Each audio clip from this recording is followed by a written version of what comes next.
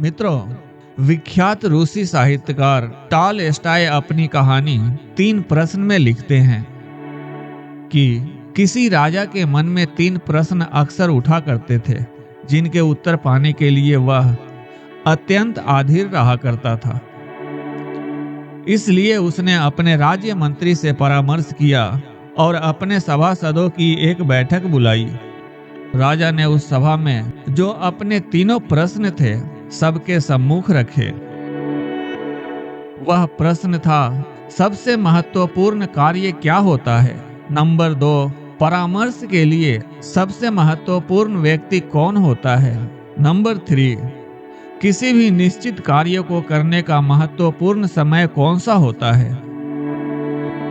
कोई भी राजा के प्रश्नों का संतोषजनक उत्तर नहीं दे पाया, लेकिन उस सभा में राजा को एक ऐसे सन्यासी के बारे में पता चला जो सुदूर जंगल में एक कुटिया में रहते थे और सबकी जिज्ञासा का समाधान करने में समर्थ थे। राजा भी साधारण वेश में अपने कुछ सैनिकों एवं गुप्तचरों को साथ में लेकर चल दिया। उस सन्यासी के दर्शन के लिए दिल में एक ही आस थी कि अब उसे अपने प्रश्नों के उत्तर अवश्य ही मिल जाएंगे। जब वे सब सन्यासी के कुटिया के समीप पहुंचे तो राजा ने अपने सभी सैनिकों एवं गुप्तचरों को कुटिया से दूर रहने का आदेश दिया और स्वयं अकेले आगे बढ़ने लगा। राजा ने देखा कि अपनी कुटिया के समीप ही सन्यासी खेत में कुदाल चला रहे हैं। कुछ ही क्षणों में उनकी दृष्टि राजा पर पड़ी। कुदाल चलाते चलाते ही उन्होंने राजा से उसके आने का कारण पूछा और राजा ने भी बड़े आदर से अपने वही तीनों प्रश्न सन्यासी को निवेदित कर दिए। राजा अपने प्रश्नों के उत्तर की प्रतीक्षा करने लगा, लेकिन यह क्या? साधु ने तो उत्तर देने की बजाय राजा को उसकी कुदाल लेने का संकेत कर डाला और राजा भी कुदाल लेकर खेत तामने लगा। आखिरकार राजा को अपने प्रश्नों के उत्तर भी तो चाहिए थे। राजा को खेत कोड़ते कोड़ते संध्या हो गई। इतने में ही एक घायल व्यक्ति जो खून से लथपथ था और जिसके पेट से खून की धारा बह रही थी, उस सन्यासी की शरण लेने आया। अब सन्यासी एवं राजा दोनों ने मिलकर उस घायल की मरहम पट्टी की। दर्द से कुछ राहत मिली तो घायल सो गया। प्रातः जब वह घायल अंगतुक राजा से क्षमा याचना करने लगा तो राजा के आश्चर्य का ठिकाना न रहा। अंगतुक राजा की स्थिति देख तत्काल अपना परिचय देते हुए बोला, कल तक आपको मैं अपना घोर शत्रु मानता था, क्योंकि आपने मेरे भाई को फांसी की सजा दी थी। बदले का अवसर ढूंढता रहता था।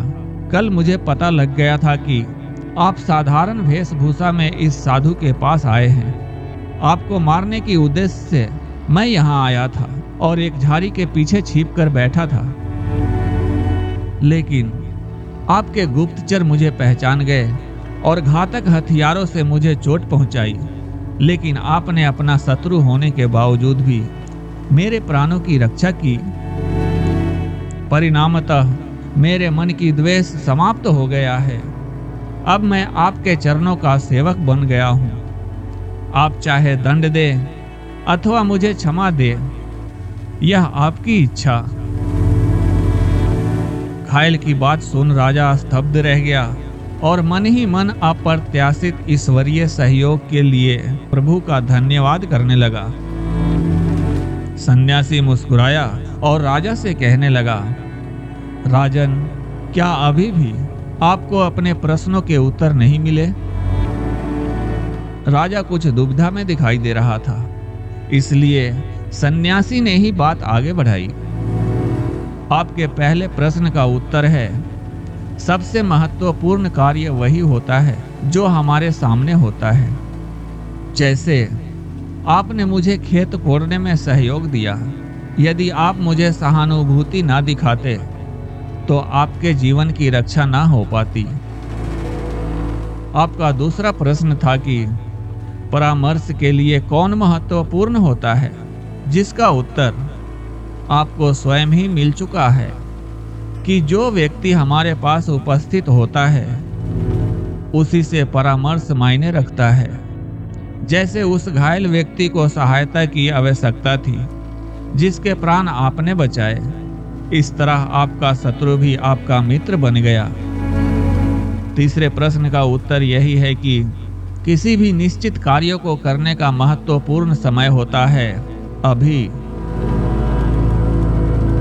मित्रों, महान रूसी साहित्यकार टॉलस्टॉय की यह कहानी हमें सावधान करती है कि वर्तमान के महत्वपूर्ण कार्य को कभी भी नहीं भूलना चाहिए।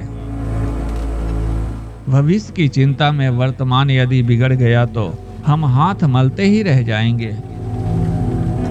प्रस्तुत कार्य को मनोयोग से करना अथवा समय का सदुपयोग ही न केवल उज्जवल भविष्य का संभावनाओं की नींव होता है, अपितु यही स्वर्गीय प्रगति का मूल मंत्र भी है। ओम नमः शिवाय। जय श्री राम।